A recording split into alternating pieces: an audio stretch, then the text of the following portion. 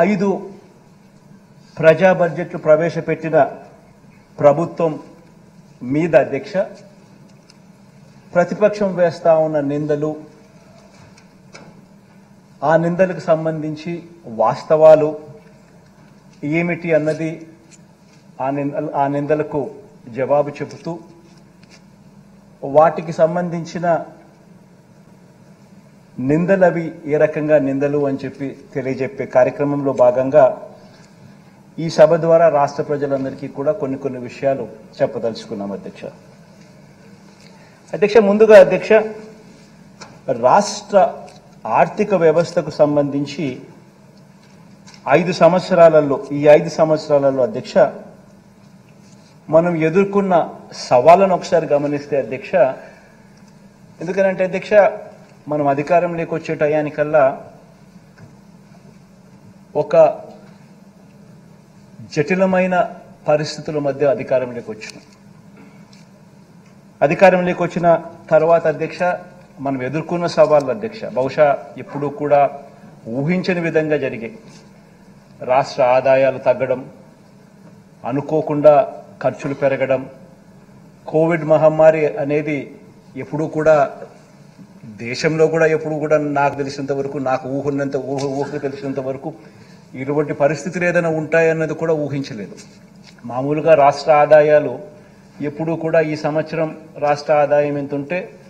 మరుసటి సంవత్సరం వచ్చేసరికి ఆ రాష్ట్ర ఆదాయం ఒక 10%, 15% పెరిగే పరిస్థితులే ఉంటాయి తప్ప ఎప్పుడూ కూడా రాష్ట్ర ఆదాయం ఇట్లా ఇంతుంటే నెక్స్ట్ సంవత్సరంకి వచ్చేసరికి రివర్స్ తగ్గడము అన్నది ఎప్పుడూ కూడా చూడలేదు అధ్యక్ష. అటువంటి విచిత్రమైన పరిస్థితులు చూసాం. కోవిడ్ మహమ్మారి, దానివల్ల అనూహ్యంగా కొన్ని ఖర్చులు ప్రజల ఆరోగ్యపరంగా అయితేనేమి, ప్రజలను ఆదుకునే విషయంలో అయితేనేమి కొన్ని ఖర్చులు అనూహ్యంగా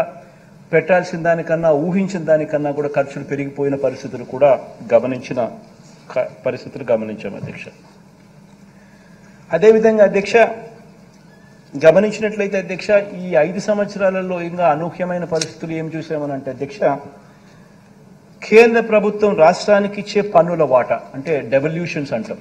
అంటే రాష్ట్రానికి హక్కుగా కేంద్రం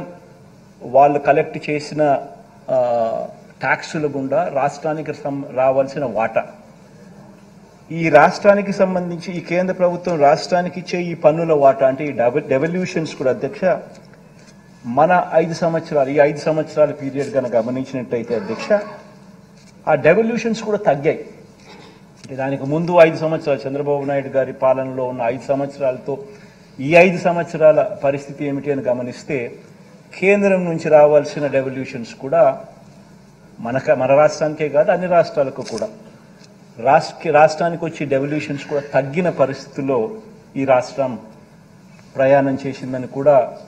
మనం చూసిన పరిస్థితులు అధ్యక్ష. అదే రకంగా అధ్యక్ష రాష్ట్రానికి అత్యంత కీలకమైన వ్యవసాయము, విద్య, మహిళా సాధికారత ఇటువంటి రంగాల మీద అధ్యక్ష గత ప్రభుత్వ విధానాల వల్ల రాష్ట్రం మీద దాని ఇంపాక్టు, ప్రజల మీద దాని ఇంపాక్టు ఎంత తీవ్ర స్థాయిలో దాని పడింది అటువంటి పరిస్థితుల్లో కూడా మనం ప్రయాణం చేస్తూ రాష్ట్రాన్ని 5 సంవత్సరాలలో ఈ ముందుకు నడపవలసిన పరిస్థితి వచ్చింది అధ్యక్ష. ఇక 4వది అధ్యక్ష, రాష్ట్ర విభజన తర్వాత ఇప్పటికీ కూడా అధ్యక్ష మనం ఎదుర్కొంటున్న ఇబ్బందులు మనల్ని ఇప్పటికి కూడా మనల్ని వెంటాడుతా ఉన్న రెవెన్యూ లోటు, ఇవన్నీ కూడా ఈ 5 సంవత్సరాలలో అనూహ్య పరిస్థితుల మధ్య ఇటువంటి అన్ని పరిస్థితులను అధిగమించి ఈ 5 సంవత్సరాలలో ఒక గొప్ప పాలన చేయగలిగాము అని చెప్పి కూడా గర్వంగా కూడా చెప్పగలను అధ్యక్ష. ఇక నేను చెప్పిన ఈ 4 అంశాలకు సంబంధించి అధ్యక్ష ఒకసారి గమనించినట్లే అయితే అధ్యక్ష కోవిడ్ అధ్యక్ష